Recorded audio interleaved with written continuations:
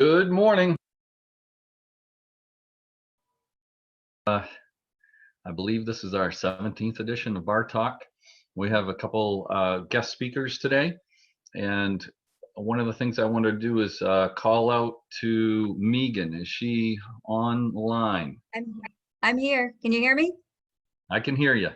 All right. We if you could you touch base with us briefly to let us know what this PMO SJC 5 order is that came out on Friday? Yes, I wanted to make sure people were I could give a talk for like an hour on this, Thaddeus, because it's interesting and there's a lot of detail in the statute about it.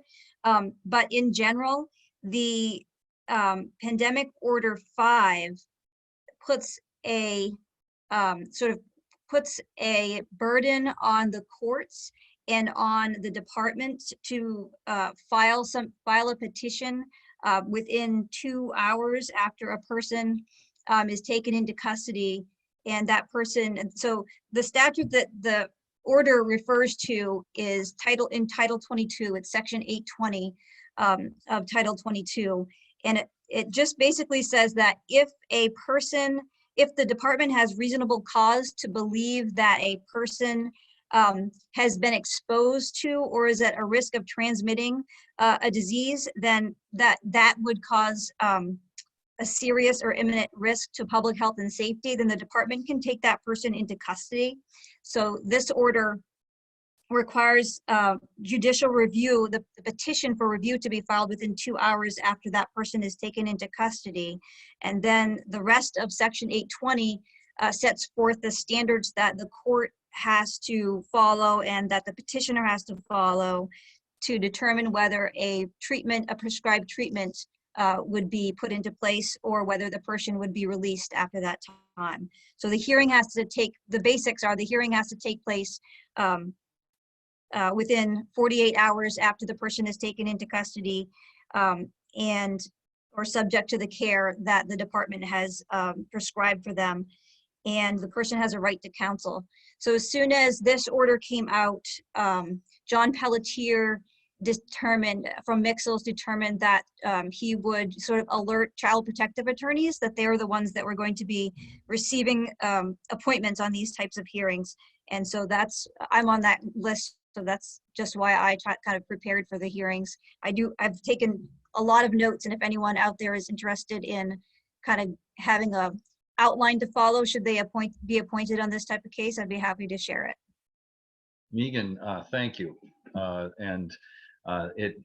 did take a brief look at the statute, and it does look like its applicability is interesting during these times. So thanks for your time.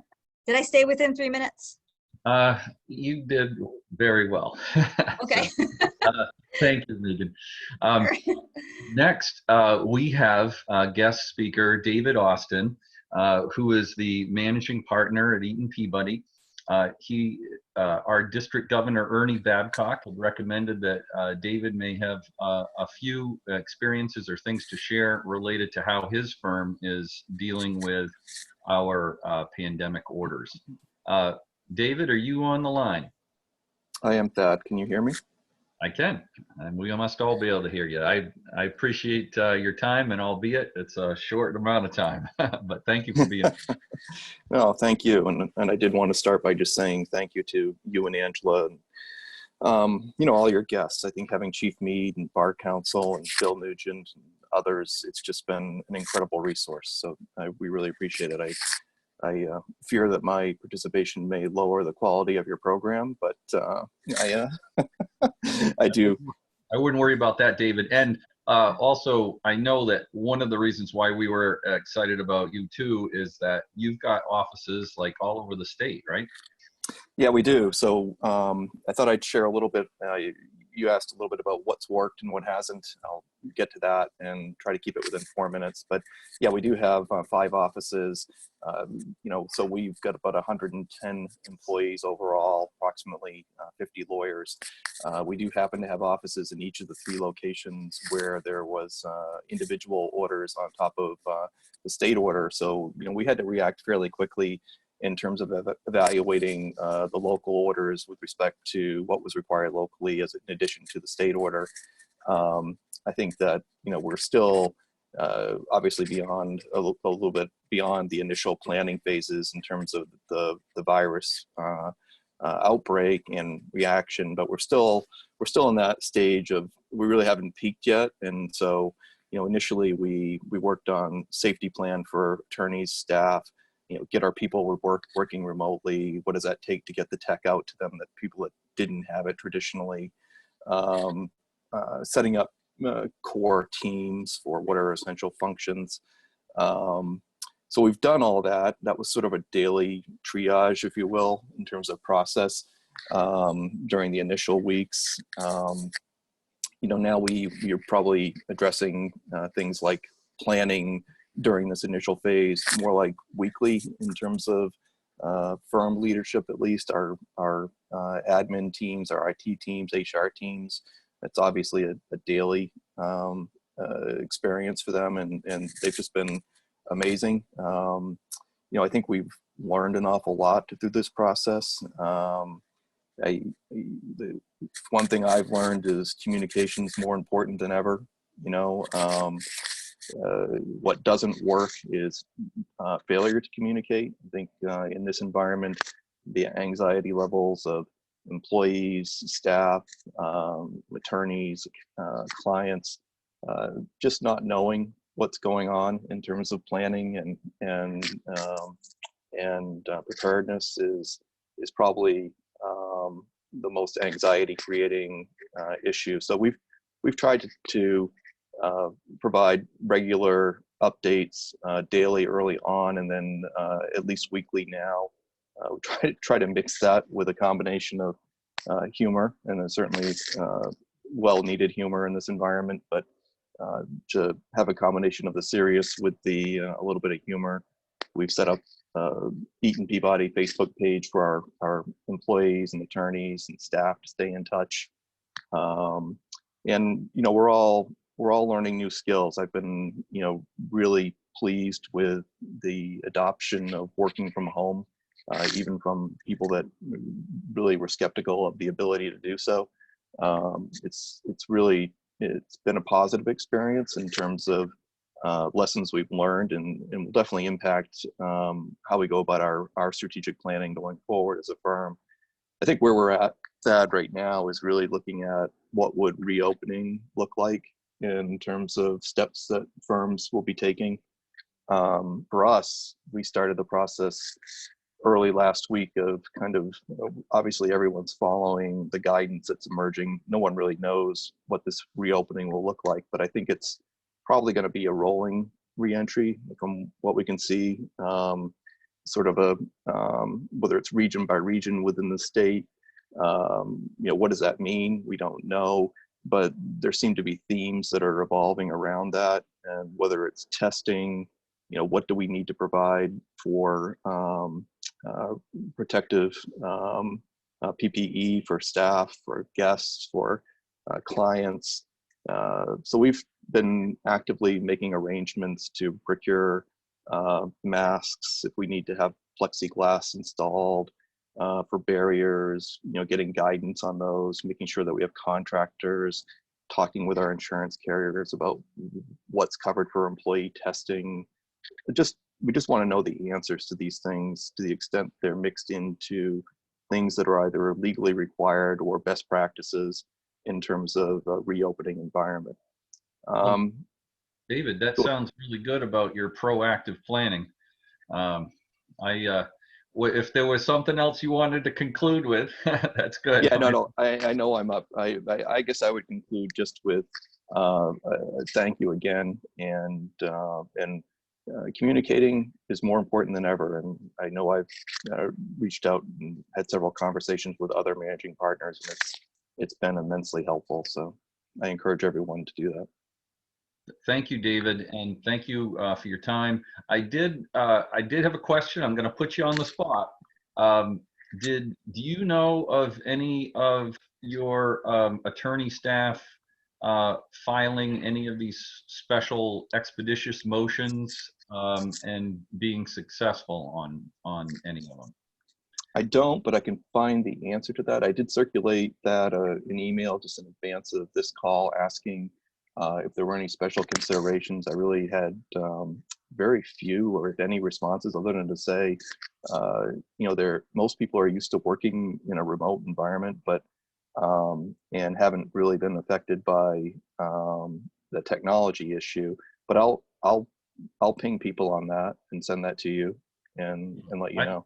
Appreciate that, David. We haven't heard any success stories yet, so yeah, no, I'll definitely I'll check.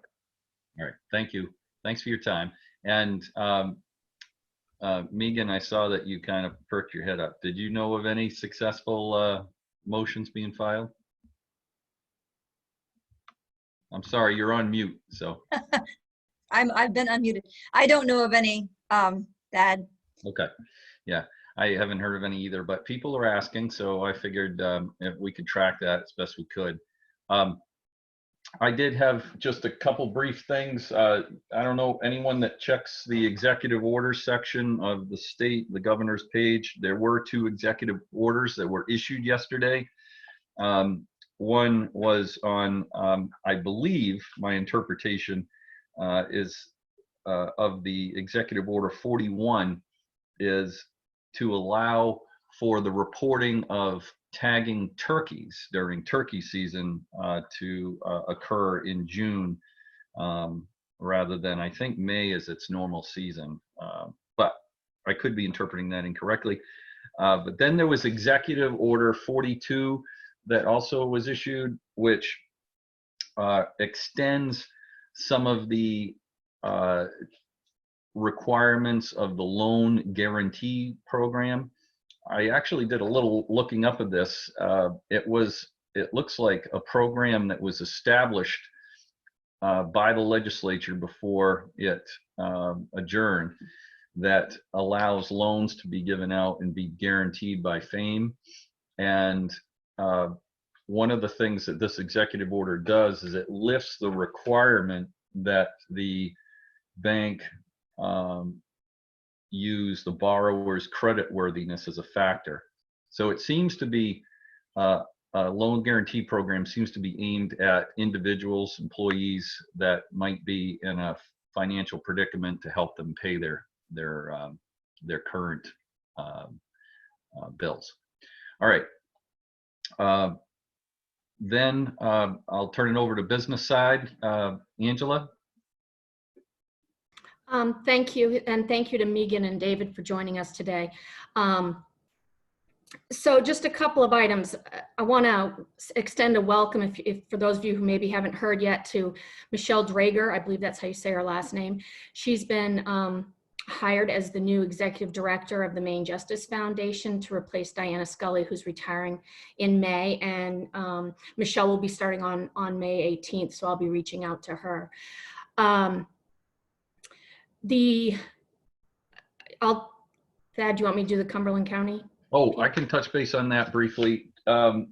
We are running out of time today, but we did want to put this one on. We have a few other things we can share with you of a potpourri of items tomorrow, but we just received this email through the Cumberland Bar Association related to Heidi Bauer's request for feedback on an upgrade and renovation of the attorney conference room on the 2nd floor of the Portland Courthouse between courtrooms 11 and 12.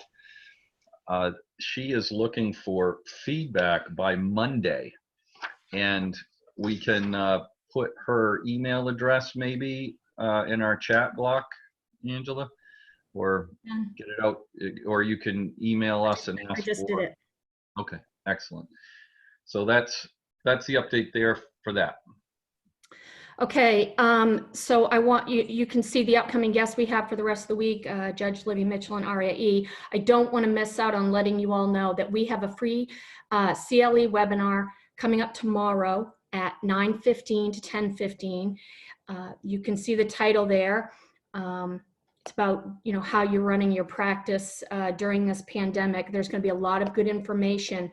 We've got Justin Anders from the Overseers, Attorney Jared Correa, who is the founder of Red Cave Law Firm Consulting out of Boston, Massachusetts, and our own Chris Largay from Bangor. And it is free, and it is worth 1 ethics credit. And online registration closes today. So you go to our website, you can register there, and then we'll send you out the Zoom information for that call. So I hope you can join us tomorrow. We can have up to 500 participants now, so. Thank you, Angela. On the personal side of things, I know we need to wrap up. I just wanted to mention that, you know, if we turn on the news, they're constantly telling us about how thankful we need to be for frontline medical people. And I have a whole bunch of stories I could share about that, but in particular, it hit home for me when I received a video story that was run last night on a nurse that I know from the military unit that I drill with, that has actually been staying in a separate location, separate from her family and 2 kids, so that she can continue to nurse those with COVID-19 in Portsmouth. So it's a little bit different when it hits you personally, of knowing someone that is setting aside their life to live separately from their family to help others. So I was just doing a shout out for that and what I'm thankful for. All right, any alibis, Angela?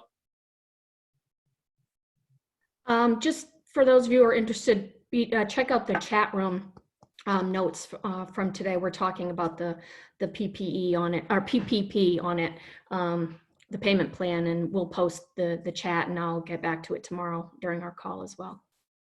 All right, that sounds good. I did want to ask, Angela, do you know, does the Zoom group chat get saved when we record these sessions and post them online?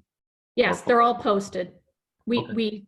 I download them, and then we post it with the agenda. If there was a group chat, it's posted with the agenda right on that page. Great. Thank you very much. Everyone have a great day. Let's charge on. See you tomorrow. Thank you.